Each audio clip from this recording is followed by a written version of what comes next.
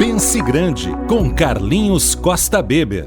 Prestigiam esse programa Pense Grande, o programa de maior audiência do Grupo Diário, a Cotricel.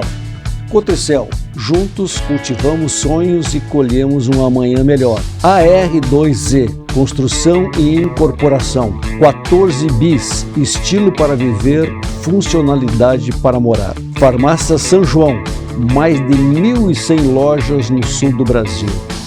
Cancian Imóveis, a maior estrutura imobiliária de Santa Maria e região. E o Sebrae RS, juntos a gente supera. Mais de 1.500 franquias no Brasil, só no Brasil. Imagina, o Júlio é vice-presidente para a América do Sul. Olha o tamanho da responsabilidade que o Júlio tem. Nós vamos ter que administrar bem esse tempo, né, Júlio? Porque...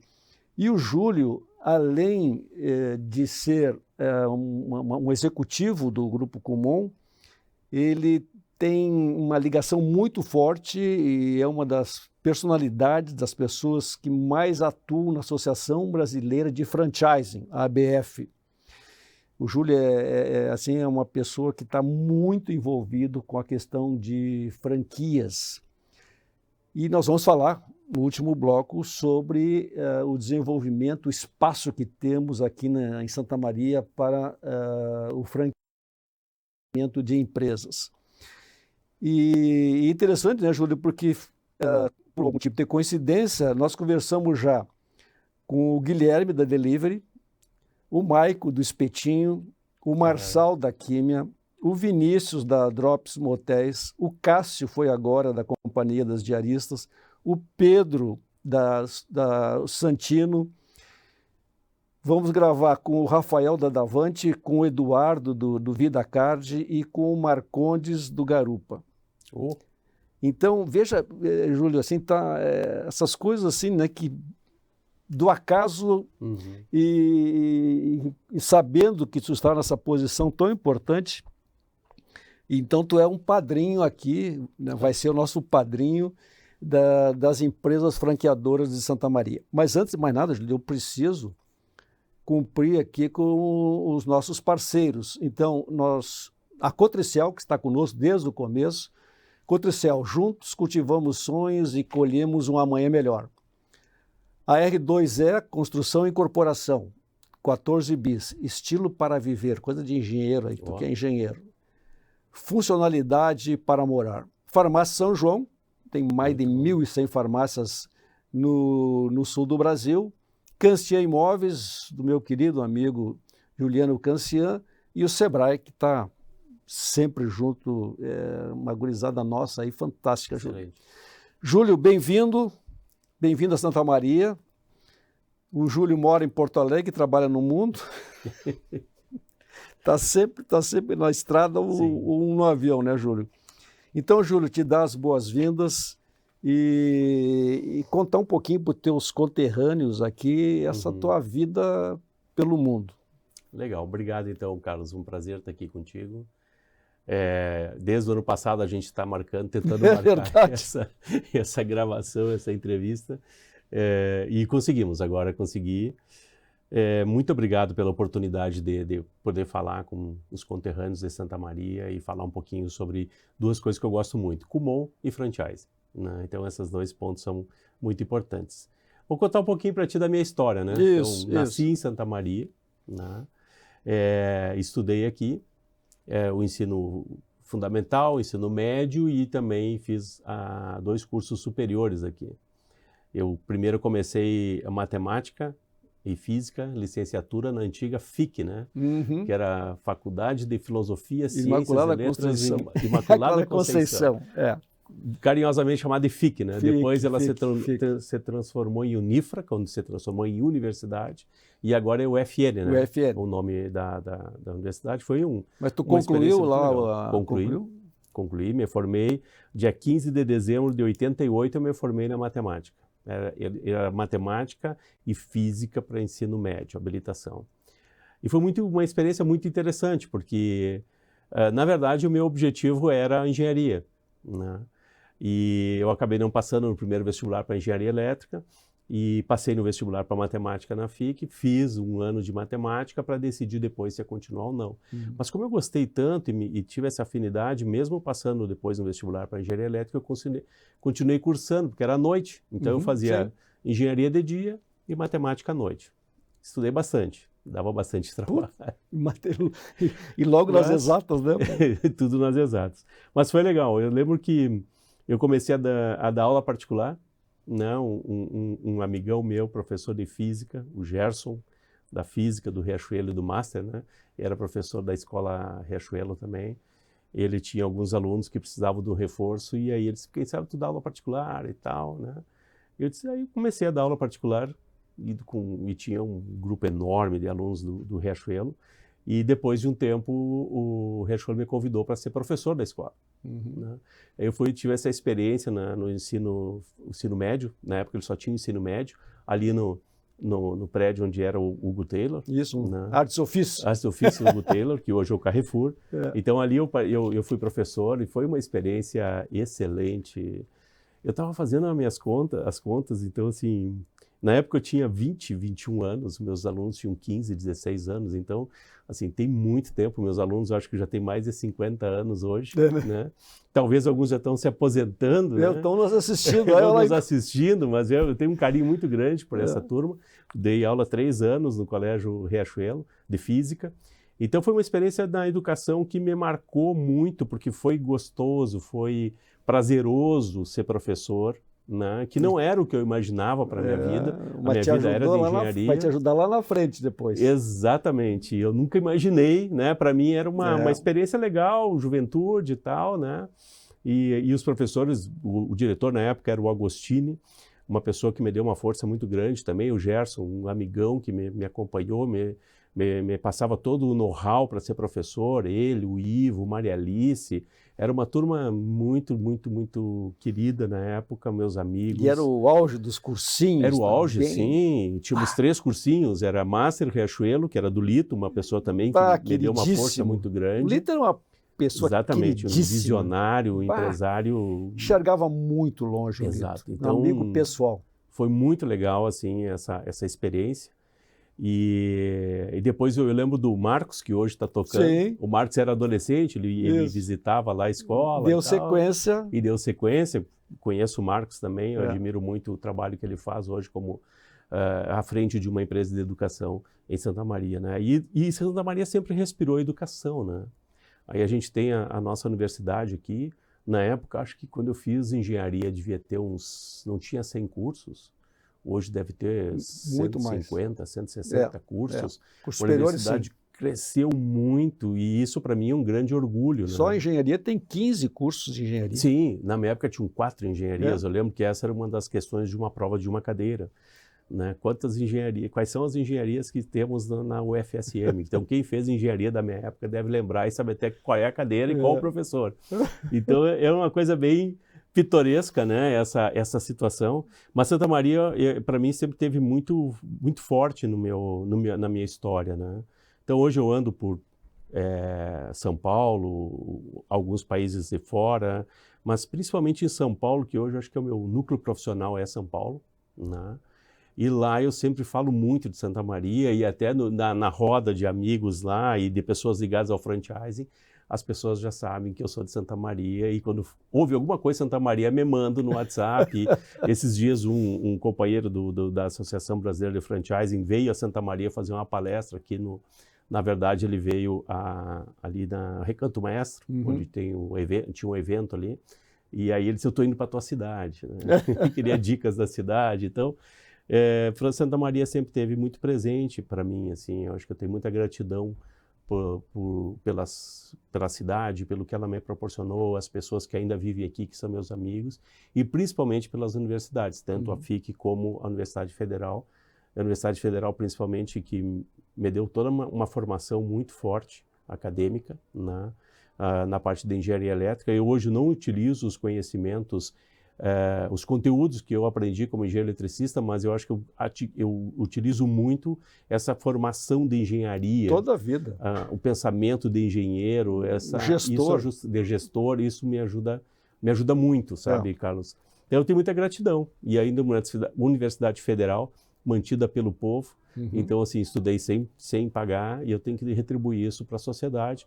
E uma maneira que eu descobri de retribuir isso pela sociedade é trabalhando com educação, que eu vou falar depois um pouco como é que é essa educação que hoje eu trabalho e retribuo para a sociedade. Te formou quando, Júlio? Me formei na engenharia dia 15 de dezembro de 1990. Cine Independência. Né? Cine Independência. Cine Independência. Hoje vai ser o dia do saudosismo aqui, né? Me formei no Glória. No Glória. Sim, é uma quadra dali. É uma quadra. Júlio, e daí? Terminou a graduação? Tu já estava com as malas prontas para o mundo? Não, terminei a graduação e eu disse, e agora? Eu disse, eu preciso me especializar mais. Aí, influenciado por um professor da Universidade Federal de Santa Maria, eu resolvi fazer um mestrado em eletrônica de potência. E fui fazer, e me candidatei na UFSC, na Universidade Federal de Santa Catarina, que na época era o único laboratório de eletrônica de potência no Brasil. Né? Eram professores formados na França, na Inglaterra, onde essa linha, essa cadeira, essa área da engenharia elétrica era bem comum. Né? Então, me candidatei e fui aprovado e mudei. Casei e mudei para Florianópolis para fazer o mestrado em eletrônica de potência. Outra experiência...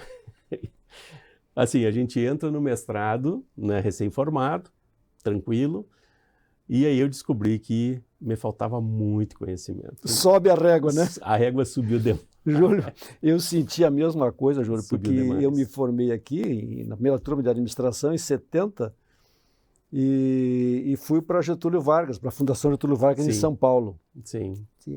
É um salto, é um impacto porque grande. A régua sobe assim, de uma forma, e te obriga a tu tem que...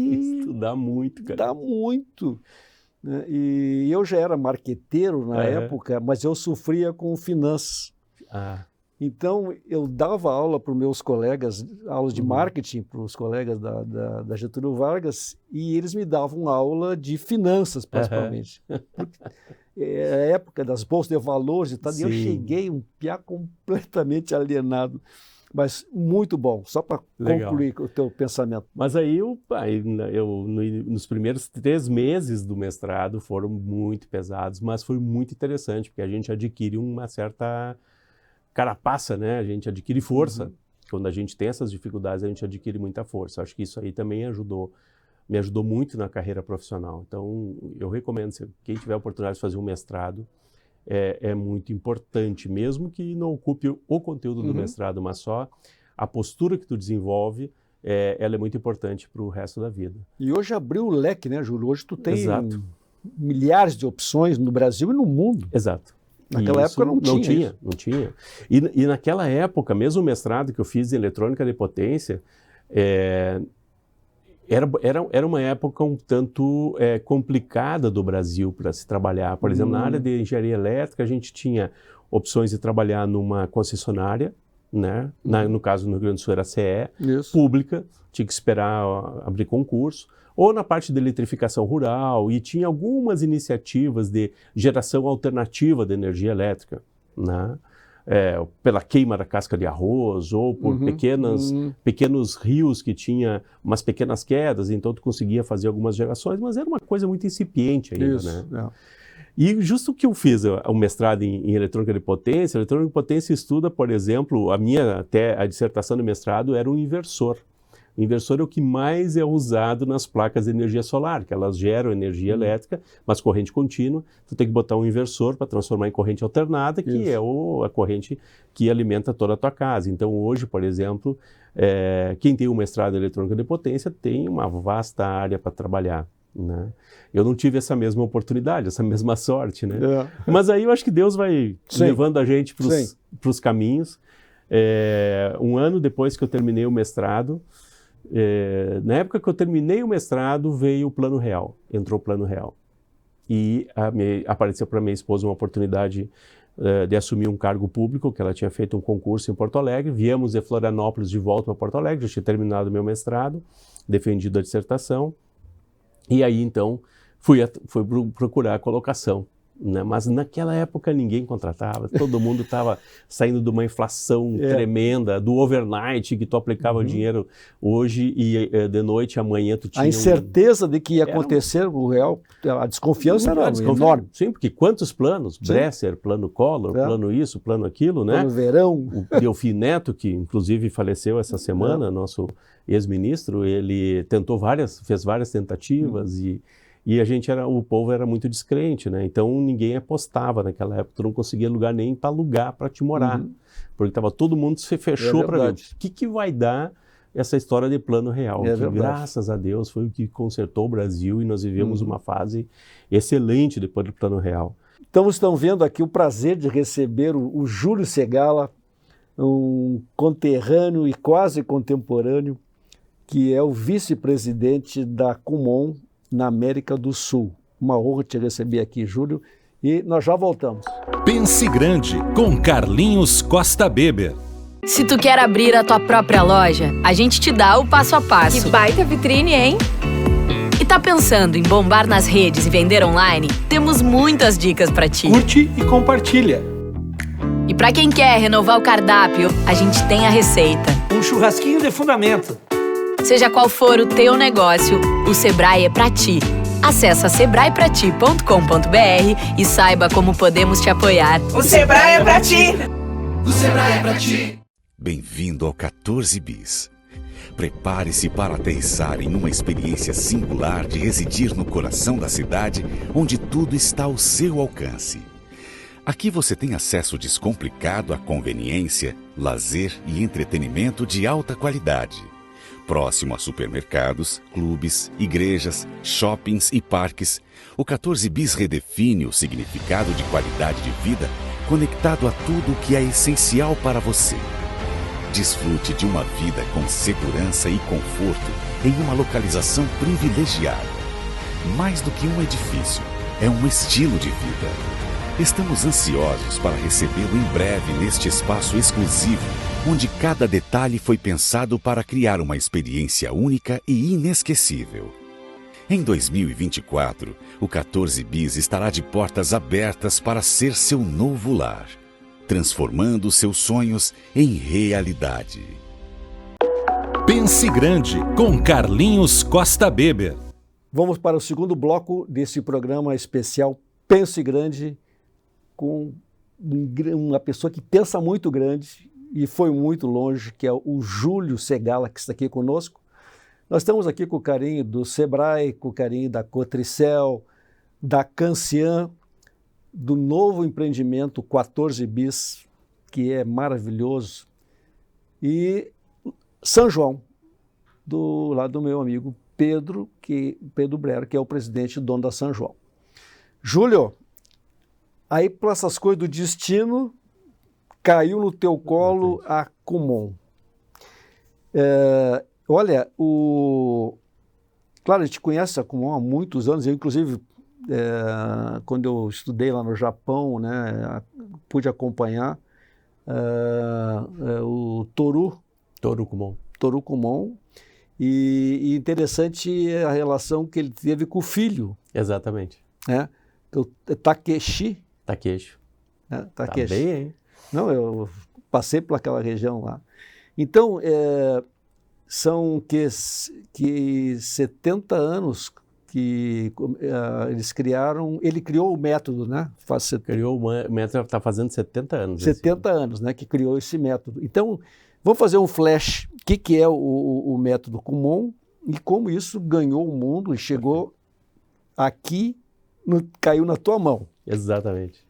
Bom, então vamos falar primeiro do método Kumon. Isso. E na sequência eu falo da empresa Kumon. Perfeito. Que são duas coisas que estão juntas, mas elas não nasceram juntas, né? Então foi bom tu relembrar o professor Toru Kumon, ele foi o criador do método Kumon, também foi o fundador da empresa Kumon. E a necessidade que ele teve, exato, né? O professor Kumon era uma pessoa visionária e o cara que é visionário, ele é incomodado. Né?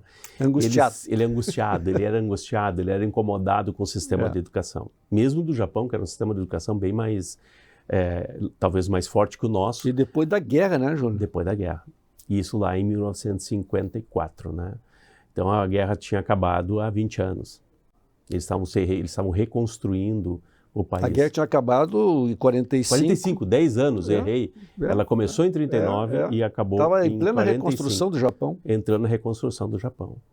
Então esse professor, ele tinha tido uma experiência, Carlinhos, quando ele era adolescente, numa escola interna, onde tinha um professor que depois do jantar ele distribuía conteúdos para os alunos estudarem conforme o andamento, conforme os alunos conseguiam acompanhar. Então não era habilidade, né? Conforme a habilidade, exatamente. Não era vinculada à série escolar. Uhum. A série escolar era durante o dia, no período escolar que eles frequentavam. Então ele teve essa experiência de conseguir estudar conteúdos, inclusive avante do que ele estava estudando na escola. E ele achou aquilo uma experiência muito prazerosa, uma experiência de liberdade, onde por que eu tenho que dizer qual é o conteúdo que a criança tem que estudar em tal idade. E eles sempre faziam uma analogia com o esporte, né? O esporte não tem isso. A música não tem isso. Tu pode ver um pianista que pode tocar um piano clássico com 6 anos, 7 anos, não precisa esperar ele chegar a ser adulto para tocar isso. Então o professor Kumon, ele tinha essa inquietude. E aí quando teve um episódio com o filho mais velho, que era o Takeshi, né? E a esposa pediu para ele ajudar a criança. Na verdade, o episódio é que a criança tirava 10 na escola e um dia ele apareceu com uma nota 8. Mas o que pegou na mãe é que ela achou a prova toda amassada no bolso e aí ela disse, ele se incomodou muito com isso. Isso não vai ser bom para o psicológico dele, né? E a mãe disse, tu tem que ajudar ele. E aí ele disse, não precisa, 8, tá bom. Mas a mãe foi insistindo, e aí então ele disse assim, bom, então eu vou pensar uma maneira de ajudar meu filho. E aí que ele criou os primeiros passos do método Kumon, né? Ele pensou assim, o que o meu filho precisa para ter um desenvolvimento tranquilo no ensino médio. A criança estava no 2º ano do fundamental. E aí ele pensou assim, bom, eu vou pegar os conteúdos de matemática do ensino médio e vou voltando nos conteúdos, o que um conteúdo puxa o outro, e vou pensar assim, qual é o esqueleto que ele precisa conhecer da matemática para se dar bem daqui até o final do ensino médio e concorrer a um bom curso superior, porque dependia do desempenho no ensino médio para entrar numa boa universidade. E aí ele fez esse trabalho com o Takeshi. Passado 1 ano, 2, o Takeshi começou a ter um desempenho na escola surpreendente. E aí os outros pais foram lá, os pais dos colegas foram lá perguntar, escuta, professor, o que está fazendo com o seu filho? Eu quero que faça com o meu filho também. Aí nasceu a primeira unidade do Kumon, que era a esposa do professor Kumon, aplicando aquele material didático, que eram exercícios onde, como o professor Kumon não podia ficar junto com o filho, ele criou exercícios autoinstrutivos, onde tinha um exemplo, um exercício guia, e depois ele ia fazendo sozinho. Então ele conduzia o filho a aprender sozinho, estudando. A se tornar um autodidata? Se tornar um autodidata. E é isso que o professor Kumon queria. Onde as crianças pudessem sozinhas estudar e avançar conforme o ritmo que elas tinham, baseado na capacidade delas. Se a capacidade vai aumentando, aumenta o ritmo, aumenta a velocidade e vai estudando. Ter essa liberdade, né? Então, o professor Kumon passava os exercícios para a esposa aplicava nas crianças, e essas crianças começaram a ter bom resultado na escola, mais crianças queriam, e aí ele começou a buscar pessoas que aceitassem aplicar, então, essa tal delícia de exercício, essa metodologia que ele tinha criado. Uma irmã dele aceitou, então a irmã abriu lá uma outra unidade do Kumon, um outro local de estudo, não sei como é que eles chamavam na época, não sei se tinha conceito de franquia naquela época, mas foi crescendo, Carlinhos, a ponto dele dizer assim, puxa vida, eu vou ter que organizar esse negócio. E ele teve que abrir uma empresa. Então, em 1958, 4 anos depois, ele abriu e fundou o Kumon Instituto de Educação no Japão, né? E aí ele começou a ver, puxa vida, isso aqui está dando tão certo com tantas crianças, eu preciso levar para mais e mais crianças. E aí começou a se difundir o método mais na região de Osaka, ali no Japão, que é a 2ª maior cidade do Japão. Depois, lá por 1968, mais ou menos, surgiu um primeiro livro escrito pelo professor Kumon que explicava o método que ele tinha criado. E aí explodiu. E aí começou a espalhar o Kumon por todo o mundo, por todo o Japão. Como é que chegou lá em Nova York? Chegou em 74, porque naquela época teve, aí tu que foi professor de administração deve lembrar na época, mais do que eu, que teve quando a indústria automobilística japonesa começou a ir para os Estados Unidos, né? E muitos executivos japoneses foram expatriados para os Estados Unidos e levaram família. E aí os filhos que estudavam Kumon no Japão não conseguiam continuar porque não tinha Kumon nos Estados Unidos. Aí a esposa de um deles pediu autorização para o professor Kumon, para a empresa, para levar o material didático e aplicar nos filhos de expatriados. Então ali nasceu a primeira unidade do Kumon lá nos Estados Unidos. Eu não sei se tinha uma relação de franquia ou não, né? Mas ela tinha essa autorização. Parecido aconteceu no Brasil, né? E por que o Brasil, né? O professor Kumon e os japoneses têm um sentimento de gratidão muito grande pelo fato do Brasil ter acolhido tantos japoneses que estavam com fome, né? Exatamente. Na época da imigração japonesa. Então eles têm um sentimento de gratidão pelo Brasil muito grande. E aí o professor Kumon pensou, poxa, essa é uma forma de eu agradecer ao Brasil por tudo que o Brasil fez para os japoneses, levar o meu método para lá. E aí veio, por acaso, né, através de uma pessoa lá em Londrina, que aceitou então aplicar o material para os alunos em Londrina. Ali nasceu a primeira franquia do Kumon. E uma grande colônia japonesa, né? Uma grande colônia japonesa. E aí tinha um japonês que conhecia o professor Kumon, e aí disse para o professor Kumon, poxa, eu gostei tanto desse teu método que se tu precisar de alguma coisa, eu tô lá, trabalho em Londrina, no Brasil. Está aqui meu cartão. O professor Kumon se entusiasmou, mandou um funcionário dele bater na casa dessa pessoa, né? Espero que essa pessoa não tenha dito isso por educação, mas essa pessoa deu um grande apoio. O senhor Togami, eu conheci ele, falava muito bem português. Eu conheci ele no Japão, eu já fui ao Japão mais de 20 vezes. E né, uma dessas vezes eu conheci o senhor Togami, que foi o responsável por trazer o Kumon para o Brasil. Começou com essa unidade em 1977 e depois então foi se espalhando. Em 80 foi fundada a empresa Kumon no Japão, uma subsidiária da empresa japonesa, e aí com essa empresa foi traduzido o material, aí começaram a produzir material no Brasil, imprimir material didático no Brasil, e também a expansão, né, e organizar todo o contrato de franquia. E na época não tinha lei de franquia, né? Sim. A primeira lei de franquia começou em dezembro de 1994 no Brasil. Eu entrei em fevereiro de 95 no Kumon. Uma das primeiras funções minha foi estudar a lei de franquia. Coincidência de 30 anos, hein? Exatamente. 30 anos, o ciclo inteiro. 30 anos. Então, assim começou o Kumon no Brasil e ele foi se espalhando pelo Brasil inteiro, né? Mas por que eu acho que hoje nós temos 186 mil alunos matriculados nesse momento no Kumon do Brasil? 186. Nós temos 212, mais ou menos, mil alunos matriculados no Kumon nesse momento na América do Sul, né? E quase 4 milhões de alunos matriculados nesse momento no mundo inteiro em 63 países. Então, aquela visão do cara de criar o método e depois o sentimento forte dele de espalhar o método pelo mundo, fez tudo isso. Desenvolver o método foi o mais fácil, né? Eu acho que foi o mais fácil. Mas ele dizia... E essa visão de já uma globalização lá... Né, ele tinha essa noção. Quando construíram o prédio em Osaka, que é até hoje a sede da empresa, ele disse, construa uma sala que tenha possibilidade para colocar intérpretes. Aí os caras falaram, professor Kumon, só tem Kumon no Japão. Para que a gente quer uma sala que tenha gabines? Eu acho que ele pediu 5 gabines de intérpretes, né? E com o fonezinho, né? O plug para o fonezinho para cada... E aí ele diz assim, hoje só tem no Japão. Logo, logo vai ter Kumon no mundo inteiro. E não demorou alguns anos, estava a sala cheia, e com intérpretes, e Kumon em vários países, né? Então ele tinha uma visão tremenda.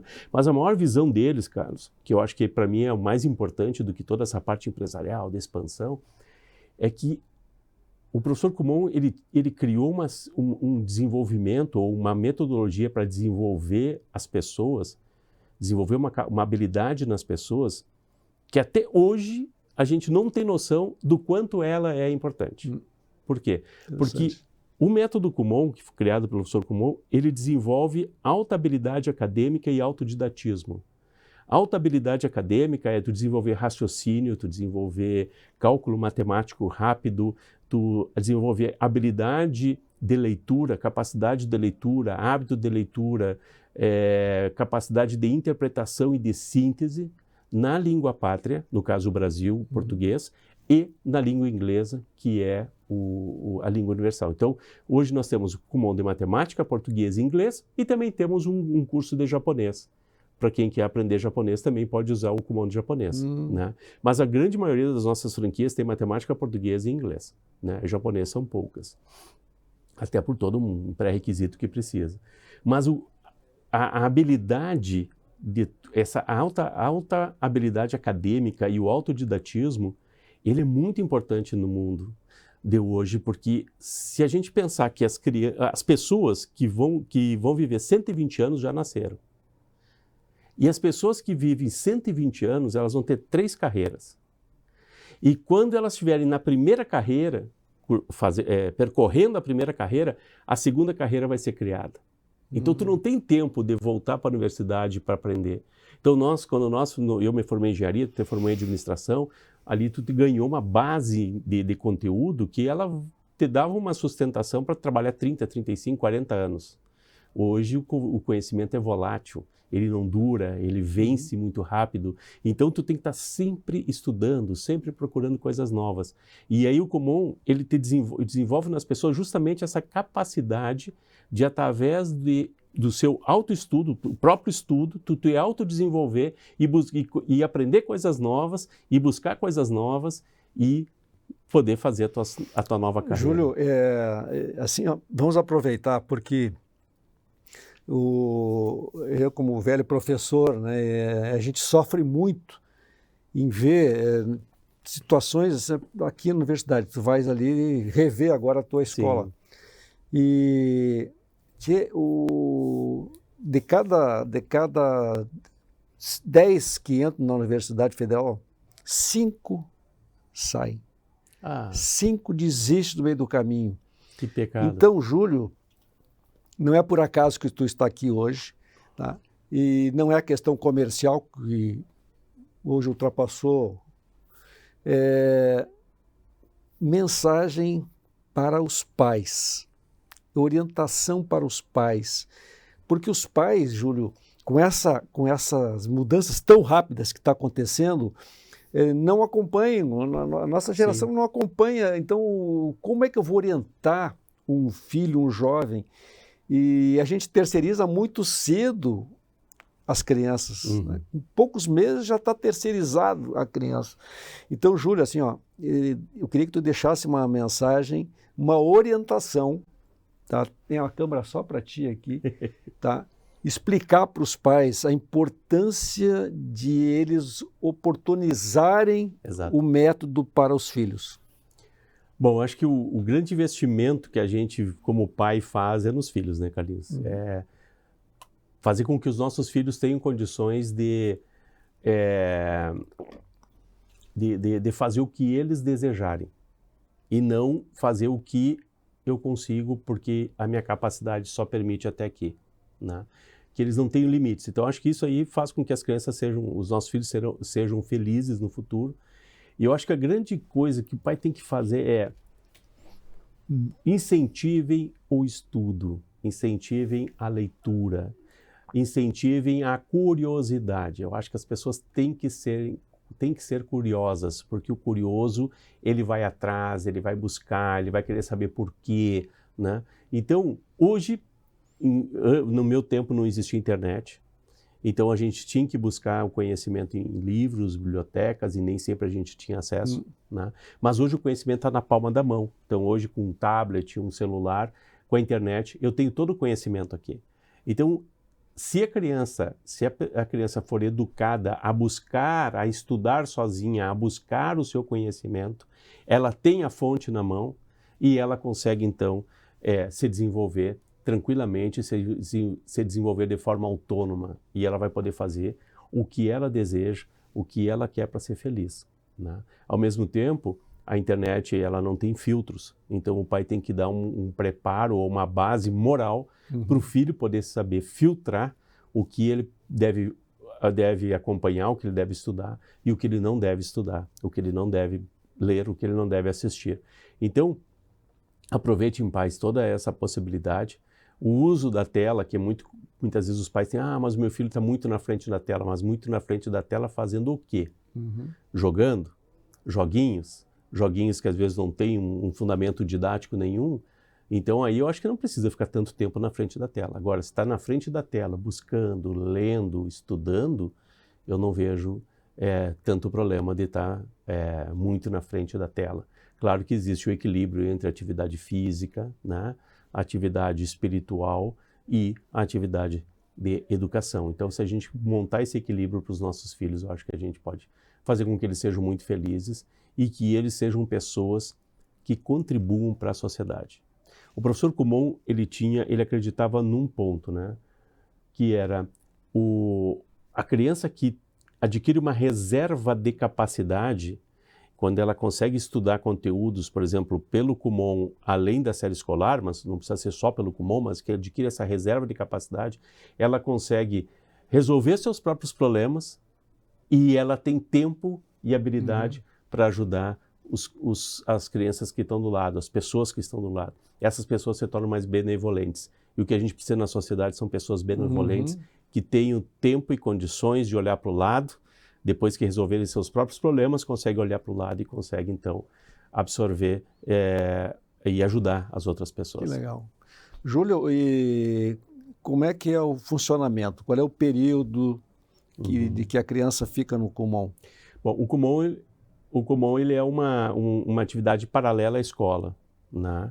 Ele é uma atividade que tem a mesma ótica dos pais, que é ajudar os pais a preparar as crianças. Nós temos franquias, que são mini-escolas, são lojas comerciais, onde as crianças vão 2 vezes por semana e estudam lá por 1 hora, 1h30, às vezes 40 minutos, vai depender do nível que elas estão, né? Também temos o atendimento híbrido, onde a criança, hoje nós temos Kumon no tablet, né?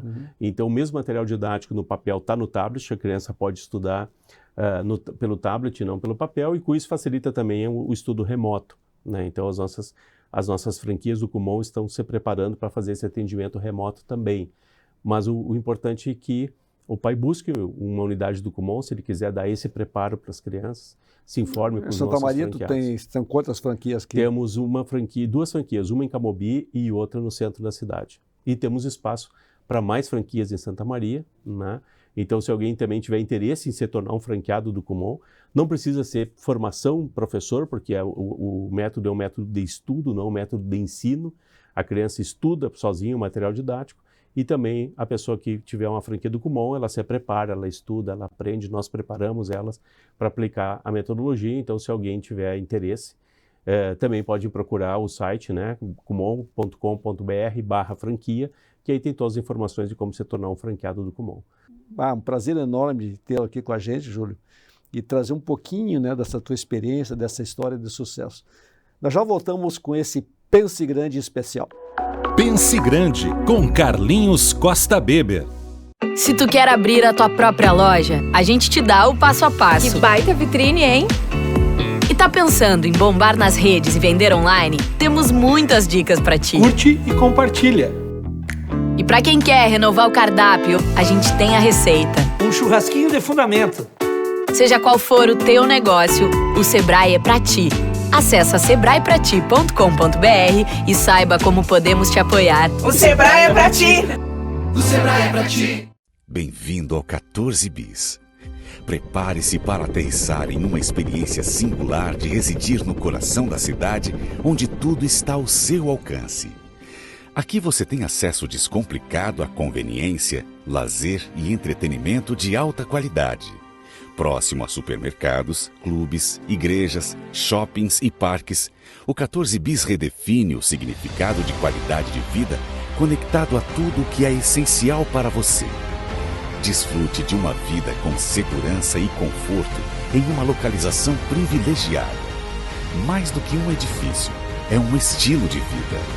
Estamos ansiosos para recebê-lo em breve neste espaço exclusivo, onde cada detalhe foi pensado para criar uma experiência única e inesquecível. Em 2024, o 14 Bis estará de portas abertas para ser seu novo lar, transformando seus sonhos em realidade. Pense Grande, com Carlinhos Costa Beber. Vamos para o último bloco desse Pense Grande especial, com quem pensa muito grande, muito grande. O Júlio Segala, como estão vendo, não só no Kumon, no Grupo Kumon Mundial, mas um homem de franchising. Ele tem 30 anos, talvez dos jurássicos, né?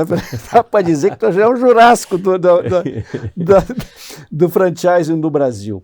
Nós vamos falar sobre isso agora e agradecer então o carinho da Cotricel, meu amigo Zé Paulo lá, o presidente, o Sebrae, o novo investimento do 14 bis, belíssimo, e a Cancian e a São João. Muito obrigado a todos pelo carinho, vocês patrocinam um programa que é muito relevante para a comunidade. Júlio, franchising é uma área que chega a brilhar, dilata a pupila do Júlio quando fala em franchising. E essa tua paixão, como é que surgiu essa tua paixão? Claro, já entrou num processo de franquia muito cedo, há 30 anos, mas essa tua paixão e tu, pelo menos da minha parte, tu é já o padrinho desse núcleo de franqueadores de Santa Maria. Amanhã nós vamos reunir essa turma e para te dar uma bênção, né, e servir e ir pela frente. Então, muito legal. Vamos aproveitar esse último bloco para falar de franchising. Interessante. Sabe, os primeiros 10 anos que eu trabalhei no Kumon, eu mergulhei muito em entender o que é o Kumon. Não é fácil. Eu lembro quando eu entrei na empresa, no terceiro mês, mais ou menos, eu conversei com o diretor da empresa numa visita... O ocidental não é muito fácil entender o oriental, né? Ele era japonês, esse diretor.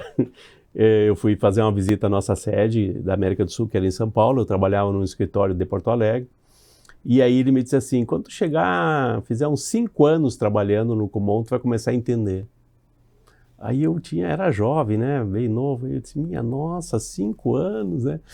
Confesso que fiquei até meio desacorçoado, assim. Mas hoje eu digo que realmente, para entender o método Kumon e entender a cabeça do professor Kumon, demora. Não 5 anos mais, porque hoje nós temos muitos materiais do professor Kumon traduzidos para o português. Então, quem entra hoje no Kumon tem um acesso bem mais fácil do que tinha na minha época. Na minha época era um material todo em japonês, aí tinha que ter um japonês que falava mal português, ele lia em japonês e traduzia para nós no português, né?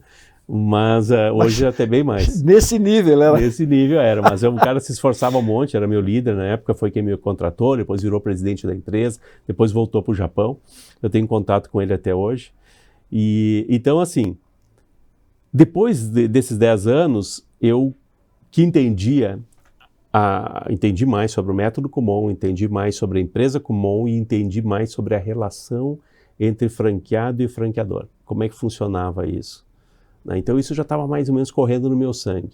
Aí eu disse, agora eu quero entender mais sobre franquia, já que o Kumon opera com franquia, só que a gente, por exemplo, dentro do Kumon, a gente não chama os nossos franqueados de franqueado, a gente chama de orientador. Porque é a função dele orientar os alunos pelo método Kumon. Então ele é um orientador do Kumon. E a gente tem uma relação muito forte com os nossos orientadores, né? A gente tem uma relação de muita gratidão pelos orientadores, pelo trabalho, pela dedicação que eles fazem em desenvolver cada criança. Então essa é uma relação muito forte que a gente tem entre franqueado e franqueador dentro do Kumon. E aí eu fui buscar, eu tomei a decisão de ir conhecer mais sobre franchise. Aí comecei a buscar literatura, primeiro, né? Busquei livros. Eu lembro que o primeiro livro era um livro escrito pelo Marcelo Scherto e mais 3 ou 4 autores, né? E foi o livro que me marcou, e hoje eu conheço o Marcelo Scherto, uma pessoa que eu admiro muito, conhece muito sobre franchise. Ele que ajudou a escrever a primeira lei de franquia, um advogado de São Paulo que tem a Scherto Consultoria. E então eu comecei a buscar cursos, eu comecei a me aproximar da associação, como eu era sócio da associação, mas não era muito participativo. Aí começamos a participar mais através da minha presença na associação, e eu aprendi muito com o pessoal, assim, ter uma visão mais de empresário e menos de executivo, né? Porque na verdade eu sou um executivo, né? Eu não sou um empresário. Mas é importante ter essa visão de empresário no franchising, porque cada franquia que tu abre são pequenas empresas, né? E ainda aquele empresário pequeno, aquele empresário que assim tem um fluxo de caixa reduzido, aquele empresário que está ali, sabe, batalhando para crescer, para vencer, cheio de obstáculos, e a gente como franqueador tem que dar esse apoio a essas pequenas empresas que são as franquias. E eu me apaixonei. O franchise, na verdade, é uma grande família. Todo mundo se conhece, todo mundo está ligado, todo mundo troca experiências. Hoje nós temos, eu participo já há muitos anos da Comissão de Educação da ABF. Essa comissão é formada por vários cursos de inglês e outros cursos como o Kumon, onde a gente senta na mesa e discute coisas particulares, às vezes de cada curso, de cada empresa, sem se preocupar se é meu concorrente, se não é meu concorrente, está todo mundo. E trocar expertise, né? Exatamente, tem espaço para todo mundo. Então, eu acho que uma coisa interessante da Associação Brasileira de Franchise, a ABF, é que ela abre esse espaço, ela te proporciona esse convívio. E eu acho um convívio tão salutar e tão produtivo, e eu gosto muito. Faço parte também da Comissão de Microfranquias. Porque dentro do franchise nós temos um segmento chamado microfranquias.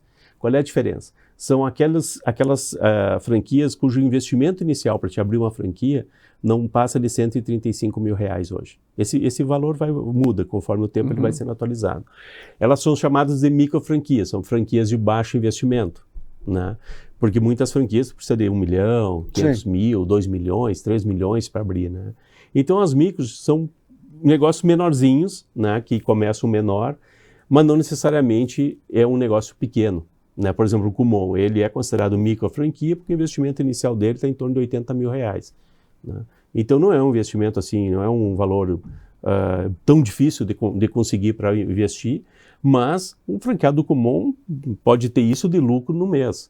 Se ele crescer, ele não tem limite, ele vai crescendo o número de alunos, vai ganhando mais. Né? Quanto mais alunos tem, mais ganha. Então hoje a gente vê os franqueados tendo uma vida muito tranquila, fazendo investimentos, tem franqueados que até já investem em outras empresas, e isso eu acho muito interessante porque são oportunidades que se dá para uma pessoa que às vezes não tem capital ou não tem know-how e nem às vezes nem o perfil de ser um empreendedor. O importante, né, Júlio, né? No franchising, ele te possibilita abrir um negócio sem ter um conhecimento específico. Exatamente. Por exemplo, né, Carlinhos, o teu pai começou um negócio há muitos anos atrás em Santa Maria do nada.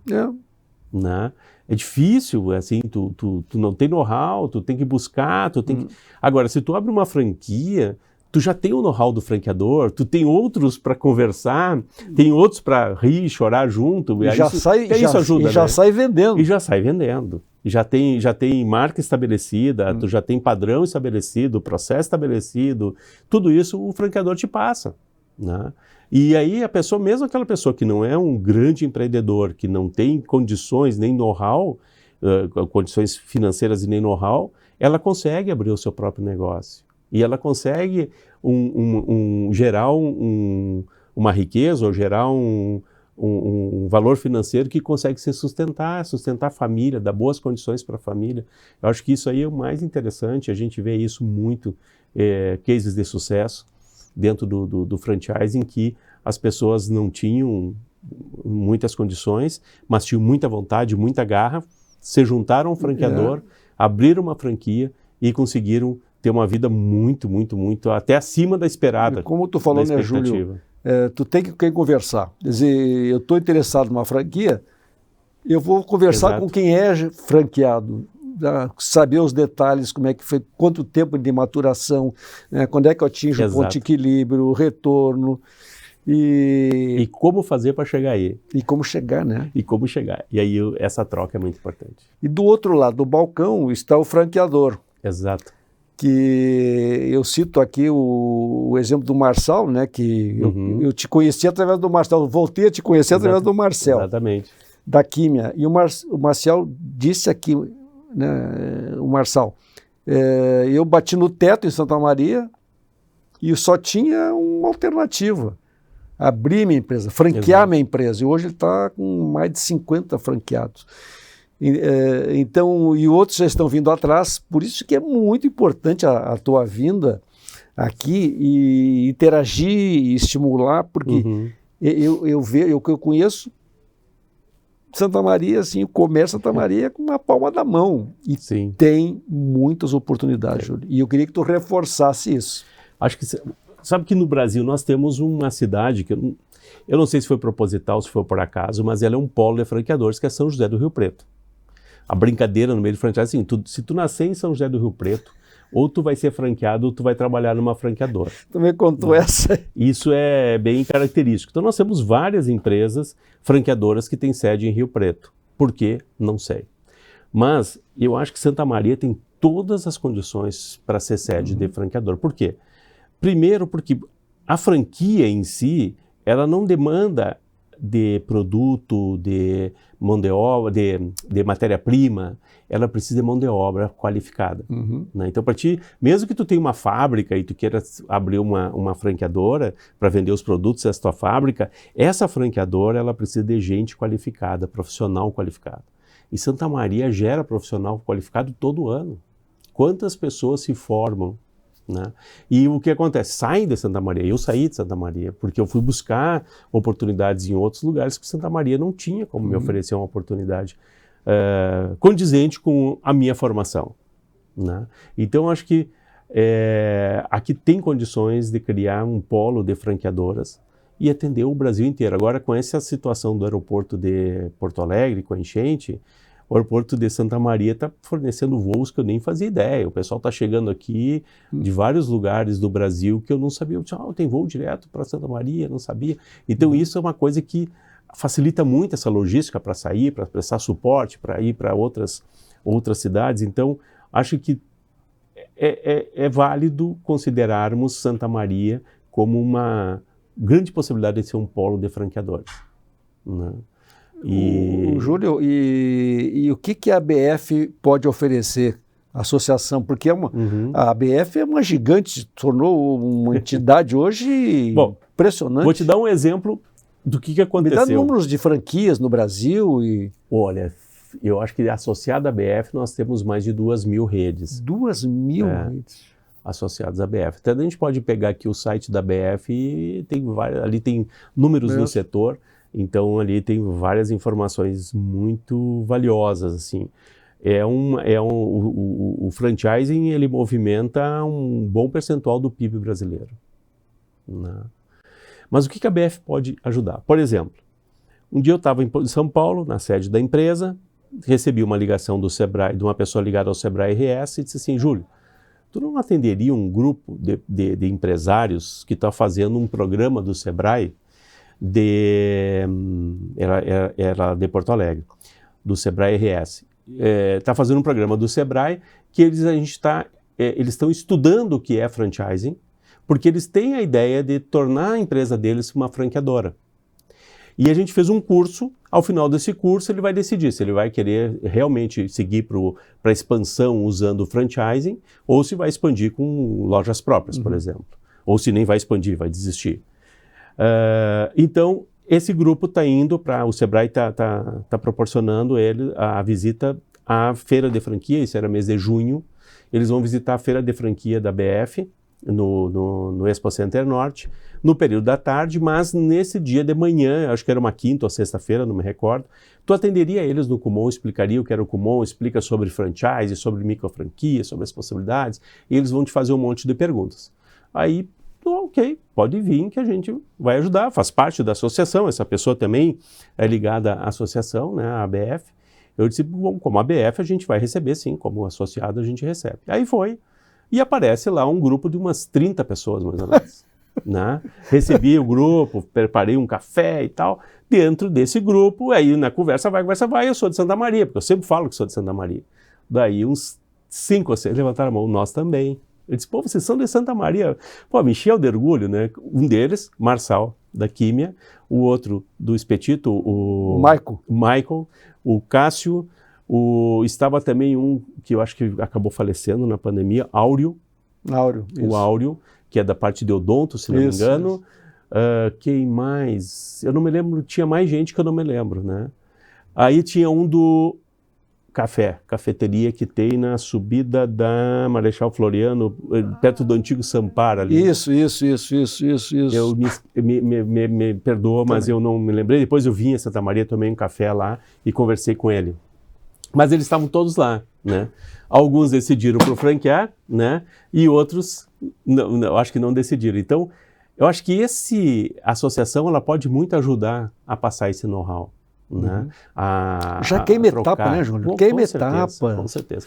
E dentro quem é associado à BF, no caso o Marçal é associado à BF, a Kimi é associada à BF, né?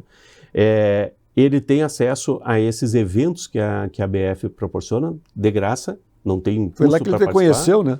Sim, foi dentro da BF que o Marçal me conheceu nessa visita ao Kumon. E, por exemplo, comissão de microfranquias, a gente promove muitos eventos para os associados. A comissão são 10 pessoas, mas a gente organiza eventos onde tem uma troca de know-how, onde a gente traz fornecedores, como os advogados que mais conhecem franchising do Brasil, vão nesses eventos e eles dão caminho, eles dão diretrizes, né? Para o pessoal dizer assim, olha, vão por aqui, vão por lá, a coisa funciona assim, cuidado com tal ponto, cuidado com... né? Então a gente consegue passar esse know-how. A mesma coisa a gente faz com um evento de educação. Por exemplo, nós conseguimos trazer o CEO da School of Rock, que é uma rede de franquias americana, que tem no Brasil um master franqueado, o Paulo, que é nosso companheiro, Paulo Portela, companheiro nosso na comissão. E trouxemos o CEO e ele deu uma aula sobre franchise tremenda, cara.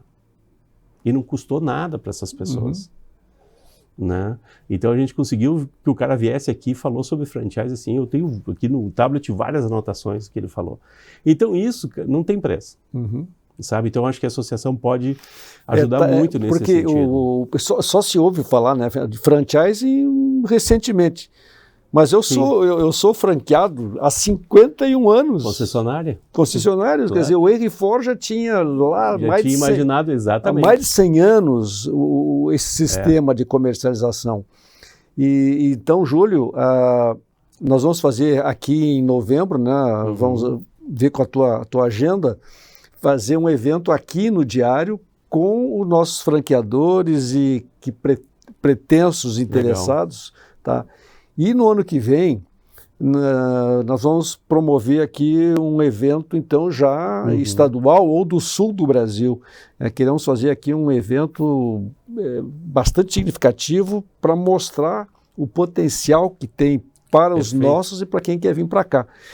Então, essa minha vivência de meio século aí como franqueado e acompanhando sempre os franqueadores, e eu vejo assim, porque qual é o futuro da economia de Santa Maria e tal, né? Então fica aquela coisa, o comércio sofrendo tremendamente com as vendas online, né? Uma dificuldade.